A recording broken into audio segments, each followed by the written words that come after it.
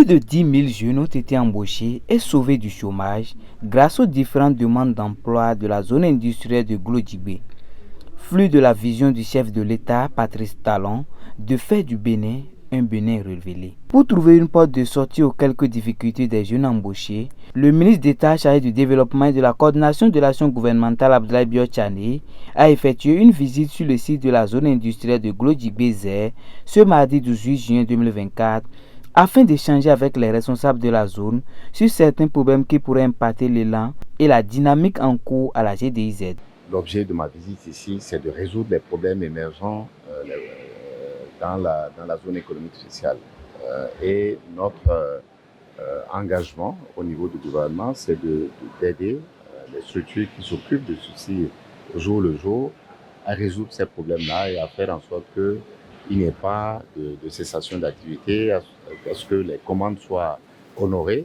Et je suis très content quand j'écoute ces industriels-là ce matin me dire que les carnets de commandes sont remplis et qu'ils sont en mesure justement de fournir tous ces clients-là qui attendent les produits qu'ils ont commandés à la zone économique spéciale.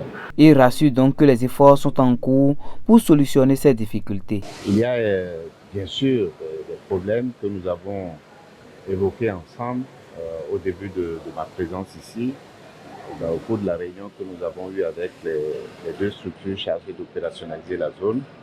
Et ce sont de bons problèmes, j'allais dire. Parce que ce sont des problèmes qui émergent à la suite du succès de la mise en œuvre de la zone. Par exemple, la question du logement de tous ces travailleurs qui viennent, la question de leur transport, de leur zone d'habitation à la zone économique spéciale, les questions de sécurité qui deviennent de plus en plus importantes. Mais je suis là pour ça, je suis là pour identifier avec ces structures-là les problèmes et comment nous allons les résoudre le plus rapidement possible. Donc je peux certifier que nous allons résoudre ces problèmes-là très très rapidement. Il y a souligné également que pour l'atteinte des objectifs et permettre aux usines de fonctionner, il leur faut de la matière première. Le ministre d'État invite donc tous ceux qui ont de la matière première à penser à la zone économique de Glodjibé qui a sorti des milliers de jeunes du chômage. Cela étant, il y a une préoccupation qui doit être celle de tous les Béninois aujourd'hui, c'est de nous assurer que ces usines qui viennent ici parce qu'il y a un écosystème qui est favorable, que ces usines-là ont des matières premières. Et c'est bien parce que nous avons décidé qu'ici au Bénin, nous n'allons pas faire comme tous les autres pays et exporter nos matières premières brutes. Ce qui ne nous arrange pas, ce qui ne permet pas à nos producteurs d'avoir la meilleure rémunération de leur production.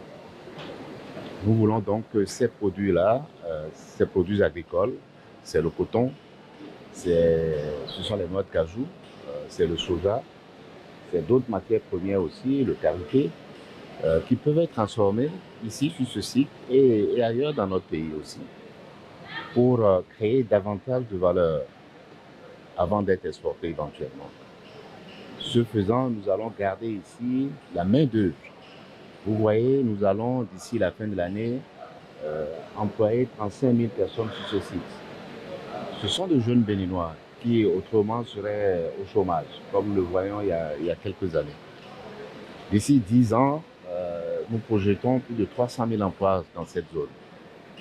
Donc, fournir de la matière première à ces unités est une question d'intérêt national.